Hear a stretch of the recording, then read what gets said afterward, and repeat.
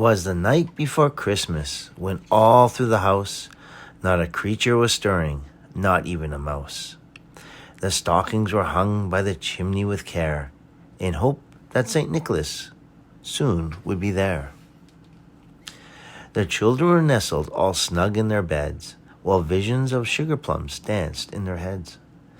And Mamma in her kerchief and I in my cap had just settled down for a long winter's nap. When out on the lawn there arose such a clatter, I sprang from the bed to see what was the matter. Away to the window I flew like a flash, tore open the shutters and threw up the sash. The moon on the breast of the newly fallen snow gave the luster of midday to objects below, when what to my wondering eye should appear but a miniature sleigh and 8 tiny reindeer, with a little old driver so lively and quick, I knew in a moment it must be St. Nick. More rapid than eagles, his coursers they came, and he whistled and shouted and called them by name.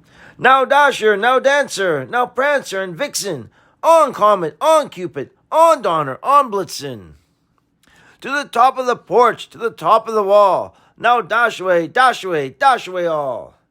As dry leaves that before the wild hurricane fly, when they meet with an obstacle, mount to the sky.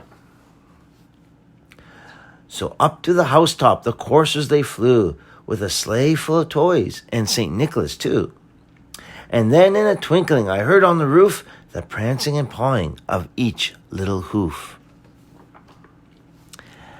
As I drew in my head and was turning around, down the chimney St. Nicholas came with a bound. He was dressed all in fur from his head to his foot, and his clothes were all tarnished with ashes and soot.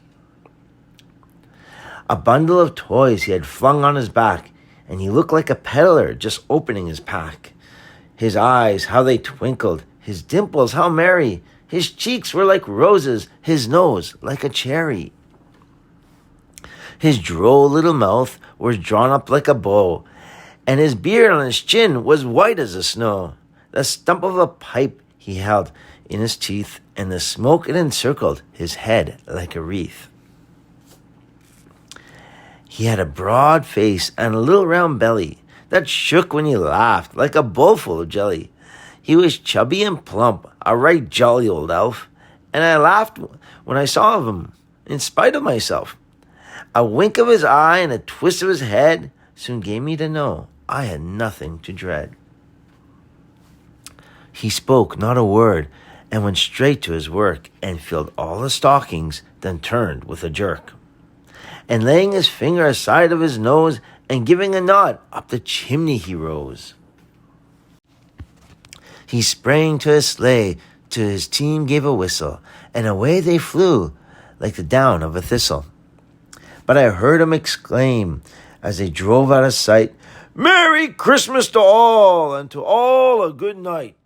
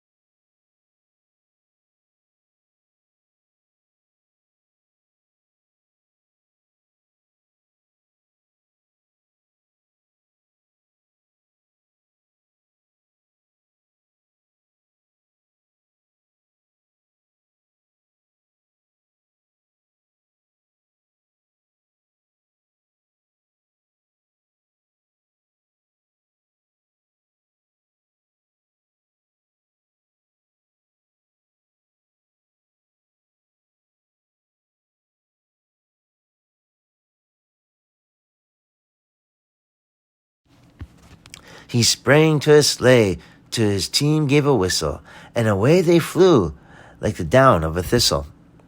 But I heard him exclaim as they drove out of sight, "Merry Christmas to all, and to all a good night."